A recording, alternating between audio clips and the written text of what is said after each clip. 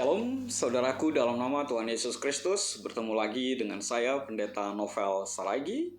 Sahabat terbaik di dalam kasih Yesus, firman Tuhan yang menyapa kita pada saat ini tertulis dalam Rut pasal yang pertama, ayat yang ke-7 sampai ayatnya yang ke-17. Namun sebaiknya kita bersatu dulu di dalam doa. Kita berdoa. Bapa di dalam sorga, terima kasih Tuhan buat dimensi waktu yang indah yang Kau berikan bagi setiap kami. Terima kasih Tuhan Yesus. Terkhusus untuk kerinduan ini. Dengaran akan firman-Mu, maka berfirmanlah Engkau Tuhan, sebab kami siap untuk menerimanya. Amin. Shalom, saudaraku di dalam nama Tuhan Yesus Kristus, sahabat terbaik dalam kasih Tuhan Yesus Kristus. Seperti yang saya sebut tadi, bahwa firman Tuhan yang menyapa kita tertulis dalam Rut pasal yang pertama, ayat yang ke-7 sampai ayatnya yang ke-17. Begini firman Tuhan. Maka berangkatlah ia dari tempat tinggalnya itu, bersama-sama dengan kedua menantunya. Ketika mereka sedang di jalan untuk pulang ke tanah Yehuda, berkatalah Naomi kepada kedua menantunya itu, "Pergilah, pulanglah masing-masing ke rumah ibunya. Tuhan kiranya menunjukkan kasih-Nya kepadamu, seperti yang kamu tunjukkan kepada orang-orang yang telah mati itu dan kepada aku. Kiranya atas karunia Tuhan, kamu mendapat tempat perlindungan masing-masing di rumah suaminya." Lalu diciumilah mereka. Tetapi mereka menangis dengan suara keras dan berkata kepadanya, "Tidak, kami ikut dengan engkau pulang kepada bangsamu." Tetapi Naomi berkata, "Pulanglah anak-anakku, mengapakah kamu turut dengan aku? Bukankah tidak akan ada lagi anak laki-laki yang kulahirkan untuk dijadikan suamimu nanti? Pulanglah anak-anakku, pergilah, sebab sudah terlalu tua aku untuk bersuami.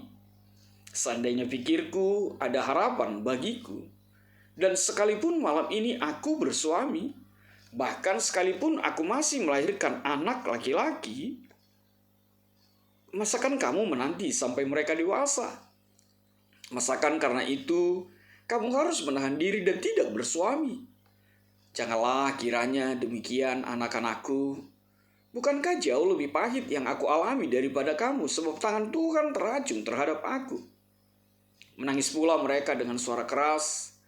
Lalu Orpa mencium mertuanya itu minta diri. Tetapi Rut tetap berpaut padanya. Berkatalah Naomi, "Telah pulang iparmu kepada bangsanya dan kepada para allahnya. Pulanglah mengikuti iparmu itu." Tetapi kata Rut, "Janganlah desak aku meninggalkan engkau dan pulang dengan tidak mengikuti engkau. Sebab kemana engkau pergi, ke situ jugalah aku pergi. Dan di mana engkau bermalam, di situ jugalah aku bermalam. Bangsamu lah bangsaku dan Allahmu lah Allahku. Di mana engkau mati, aku pun mati di sana. Dan di sanalah aku dikuburkan. Beginilah kiranya Tuhan menghukum aku bahkan lebih daripada itu, jikalau sesuatu apapun memisahkan aku dari engkau, selain daripada maut." Demikian firman Tuhan. Saudara yang diberkati dalam nama Tuhan Yesus Kristus, sahabat terbaik di dalam kasih Tuhan Yesus, saya sering sekali kalau khotbah di pernikahan selalu bercerita tentang siapa perempuan paling bahagia di dunia ini. Lalu jemaat akan menjawab atau kadang tidak mendapat jawaban. Dan akhirnya saya kasih tahu jawaban, dan mungkin jemaat Tuhan yang mendengarkan firman Tuhan ini juga tahu jawabannya, yaitu Hawa. Lalu ditanya kenapa? Karena dia tidak punya orang tua. Tidak punya mertua. Lalu saya suka sampai juga kepada apa itu nama bunga atau nama kembang yang hanya daunnya saja, lalu panjangnya bisa 1 meter lebih. Jemaat kadang bingung, atau ada juga akhirnya berujar. Akhirnya mengatakan, namanya lidah mertua Pak Pendeta. Lalu kenapa namanya lidah mertua? Jawaban orang akan mengatakan, ya lihatlah, panjangnya lidah itu persis macam mertua. Mungkin itu hanya guyon ya. Dan sering juga kita membaca kisah, membaca cerita Ketika orang bicara tentang bagaimana hubungannya dengan mertuanya begitu indah, orang akan bertanya, masa sih seperti itu? Tapi di satu sisi, ketika ada orang menceritakan bahwa dia berantem dengan mertuanya, dia tidak cocok dengan mertuanya, lalu temannya akan bilang, itu mah biasa, itu mah hal yang lumrah. Di mana kita dapat mertua yang akur dengan menantunya, gitu ya.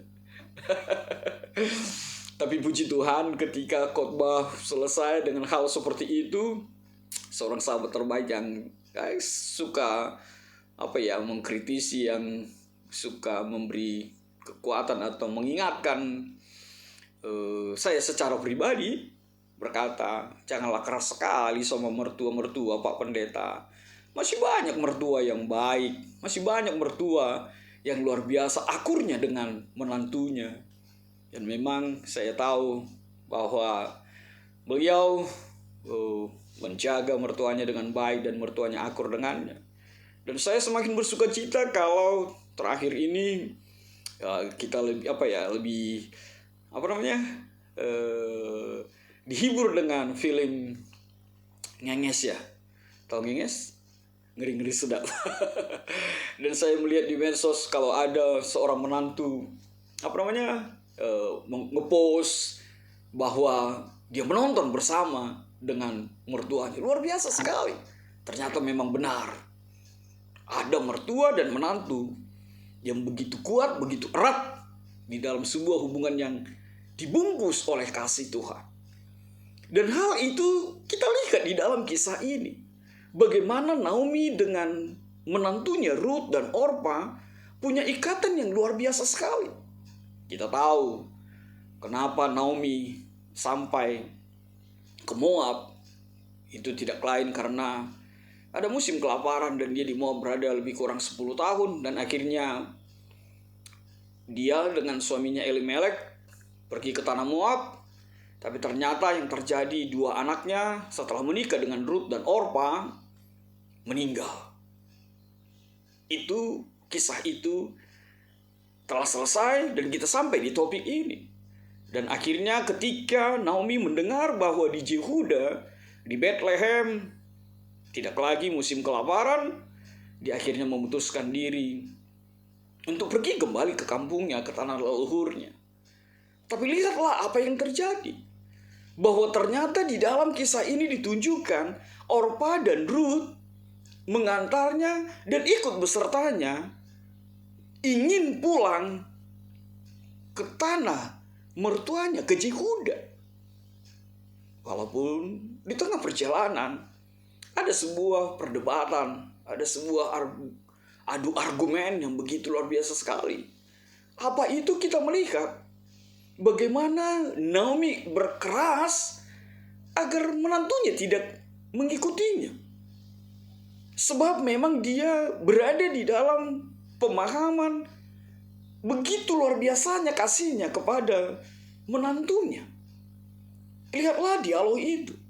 Lihatlah bagaimana kekehnya, kerasnya Naomi mengatakan agar Ruth dan Orpa pergi meninggalkannya dan kembali kepada bangsanya, kepada Moab. Berbagai macam upaya, berbagai macam cara dilakukan oleh Naomi agar menantunya meninggalkannya. Melihat perdebatan itu, memang akhirnya Orpa luluh. Tapi lihatlah apa yang terjadi. Ruth bertahan. Padahal banyak situasi yang diperhadapkan seperti apa yang dikatakan oleh Naomi. Naomi mengatakan, pulanglah anak-anakku. Pulanglah engkau kepada keluargamu. Pulanglah engkau kepada bangsamu. Aku kan gak punya anak lagi. Kalau aku pun menikah, aku tidak akan mungkin menikahkan anakku dengan kamu. Kalau aku pun menikah malam ini, tak akan mungkin ada lagi yang bisa menjadi suamimu. Aku sudah tua, bla bla bla bla bla bla. Sekali lagi Orpa akhirnya pergi. Tapi Ruth begitu luar biasa. Dia tetap hadir sebagai pribadi yang menjadi kekuatan mendukung mertuanya Naomi. Kita bisa melihat hal itu yang begitu luar biasa ketika Naomi masih tetap mendesak Ruth maksudnya.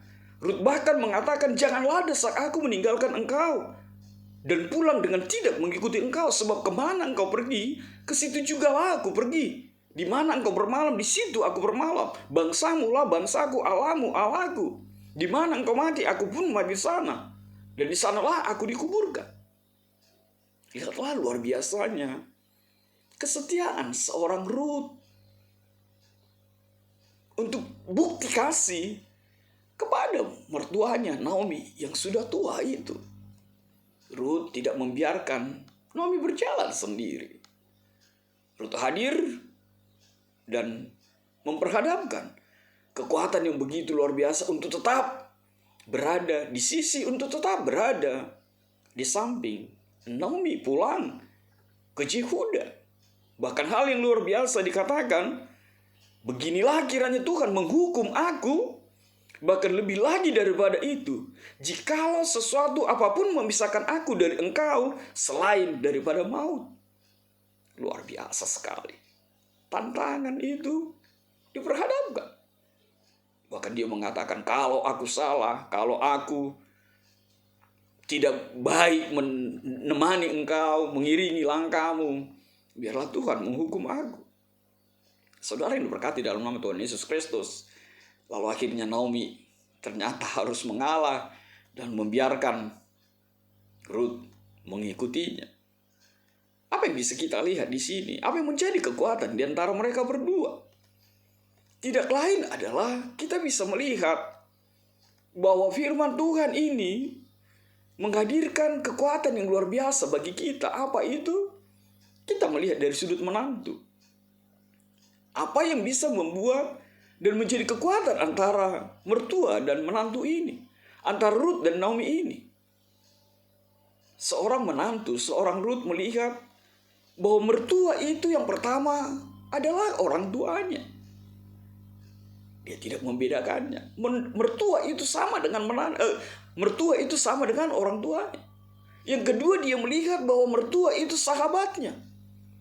Yang ketiga, dia melihat bahwa mertua itu adalah teman curhatnya, teman berbaginya. Makanya ibu-ibu, saudara yang diberkati Tuhan, kalau suamimu salah, silakan lapor mertuamu. Maka pasti dia yang akan berperkara atas itu. Lalu menantu itu melihat bahwa mertua itu adalah bagian hidupnya. Sama seperti firman Tuhan itu, bahwa takkan mungkin ada orang yang mau menyakiti dirinya sendiri. Dan itu dihadirkan oleh seorang Ruth melihat mertuanya itu. Dan hal yang luar biasa, mertua yang disebut di sini adalah mertua yang tidak memaksakan kehendaknya kepada menantunya. Menarik sekali kisah ini, menarik sekali situasi ini. Mertua yang tidak memaksakan kehendak dirinya sendiri kepada menantunya. Ada contoh kecil, ketika cucunya demam. Dulu memang kalau cucu demam, pasti dipaksa pakai baju hangat, pakai selimut tebal. Namun, perkembangan kedokteran, medis, tidak lagi seperti itu. Tapi, ada mertua yang selalu memaksakan pemahaman yang dulu. Bahkan ada mertua yang memaksakan cukup pakai kipas saja, atau kalau boleh tanpa kipas angin. Dan akhirnya, cucunya menangis sepanjang hari, sepanjang malam, dan rewel. Karena mertua selalu memaksakannya. Tapi puji Tuhan, saat ini kita diajarkan bahwa mertua itu tidak memaksakan kehendaknya kepada menantunya. Lalu yang berikut kita melihat, mertua itu adalah pribadi yang berpikir sesuatu yang terbaik untuk menantunya. Lihatlah apa yang dikatakan oleh Naomi, pulanglah. Kembalilah ke kampungmu, nanti di sana kau bisa menikah lagi. Nanti kau di sana bisa mendapatkan kenyamanan lagi, bla bla bla bla bla bla. Dan hal-hal yang lain. Artinya apa? Mertua terbaik itu adalah yang berpikir sesuatu yang terbaik dalam kehidupan menantunya. Lalu kita melihat dari sudut mertua. Apa itu? Mertua itu melalui perikop kita ini melihat bahwa menantu itu juga adalah yang pertama bagian hidupnya. Bahwa menantu itu adalah bagian dari kehidupannya sendiri. Lalu yang kedua, mertua harusnya melihat bahwa menantu itu adalah anak-anaknya juga, bukan orang luar, bukan orang asing, atau pribadi yang patut dicurigai. Bukankah itu yang sering terjadi dalam kehidupan pertengkaran antara mertua dengan menantunya? Karena mertuanya suka mencurigai menantunya, suka berpikir jelek dengan menantunya. Tapi sekali lagi, Naomi tidak melihat Ruth itu orang asing, pribadi yang patut dicurigai. Lalu apa yang ketiga? Melalui Naomi kita melihat bahwa menantu itu adalah tempatnya menunjukkan kasih Allah. Tempatnya untuk berbagi tentang imannya. Sehingga akhirnya Ruth di ayat 16-17 mampu mengatakan Tuhanmu adalah Tuhanku, Allahmu adalah Allahku. Artinya apa? Melalui kehidupan Naomi, Ruth sebagai menantu melihat kesaksian iman seorang Naomi. Lalu yang ketiga kita melihat bahwa dari sudut pandang mertua, menantu itu bukanlah menantu yang materialistis. Lihatlah apa yang Naomi tunjukkan. Dan lihatlah apa respon yang dilakukan oleh Ruth itu. Naomi itu orang susah loh, dia janda. Dia miskin. Tapi ternyata Ruth tidak disilaukan oleh harta benda. Dan disinilah kita melihat bahwa ada sebuah hubungan yang bukan berdasarkan harta benda dan kemewahan dunia ini. Bukankah ada saja menantu yang malu ketika mertuanya tua, reot, peot, dan mungkin susah. Atau jangan-jangan tidak mau singgah di rumah mertuanya. Atau jangan-jangan tidak mau nginap di rumah mertuanya. Karena mertuanya orang susah, orang miskin, para huta-huta, para PHH, para PHHHHH gitu ya. Lalu apa yang berikut? Mertua melihat bahwa menantunya adalah pribadi yang rajin. Tidak bermalas-malasan saja. Tidak tiktokers, tiktok aja, medsos saja. Tidak hanya berkhayal mulu. Lihatlah apa yang dilakukan oleh Ruth. Walaupun ini tidak menjadi bagian perikop kita di pasal 2 ayat 2a. Bagaimana dia mencari makan, bagaimana dia mencari pekerjaan ke tanah Boas yang nanti akan menjadi suaminya. Lalu yang terakhir kita melihat bahwa menantu itu adalah pribadi yang mau mendengar nasihat mertuanya. Itulah menantu yang diberkati, yang digambarkan di dalam perikop firman Tuhan pada saat ini. Maka saudaraku, tidak ada yang mustahil. Keakraban, kemesraan mertua dan menantu itu bisa terjadi. Itu bisa menjadi kuat kita. Dan Naomi dan Ruth menjadi contoh yang luar biasa di tengah-tengah kehidupan kita. Tapi apa yang hal luar biasa yang mau dinyatakan di balik dari kisah ini? Tidak lain adalah kisah Ruth dan Naomi mengajak kita untuk memahami karya Allah yang luar biasa. Sebab apa? Ruth bagian dari silsilah Tuhan Yesus.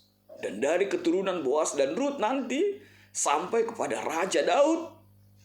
Akhirnya adalah Yesus, juru selamatmu yang dilahirkan. Maka saudaraku, mungkin kita seperti Naomi terseok-seok menjalani kehidupan kita. Lihatlah Naomi, sampai-sampai suaminya mati, anaknya mati. Tapi dia disadarkan bahwa melaluinya Naomi mengajak Ruth ke Yehuda. Dan akhirnya Ruth menjadi bagian dari silsilah keturunan yang melahirkan Yesus sebagai manusia di dalam kehidupan kita. Lalu, apa yang bisa kita petik dari kisah ini yang menjadi refleksi buat kita saat ini? Tidak lain, hal yang pertama, sama seperti topik kita saat ini. Bahwa dikatakan yang menjadi tema kita, menjadi pengikut Kristus yang setia. Di sini kita melihat bahwa firman Tuhan ingin mengatakan, mengikut itu berarti mau meninggalkan segala sesuatu yang kamu miliki dan ikut Yesus dalam hidupmu. Lihatlah Ruth akan meninggalkan segala-galanya lalu ikut Tuhan. Yang kedua, Mengikut itu berarti memberi diri seutuhnya kepada yang diikuti. Lalu apa yang ketiga? Seperti Naomi, Tuhan juga memberikan kebebasan untuk setiap kita untuk memilihnya atau tidak. Tapi percayalah, di luar Tuhan Yesus, engkau tidak akan mendapatkan kehidupan. Maka ikutlah Yesus. Tinggalkanlah segalanya. Amin. Tuhan memberkatimu. Kita bersatu dalam doa. Bapa di dalam sorga, terima kasih Tuhan buat kebenaran firman-Mu. Biarlah firman-Mu menjadi kuat kami untuk ikut Tuhan Yesus saja. Hanya ikut di Kau saja Tuhan. Menjadi statement, menjadi kekuatan kami menjalani hari-hari hidup kami. Sebab kami percaya di luar Tuhan tidak ada kehidupan. Dalam kasih-Mu Tuhan Yesus, enyahkanlah virus-virus ini. Amin.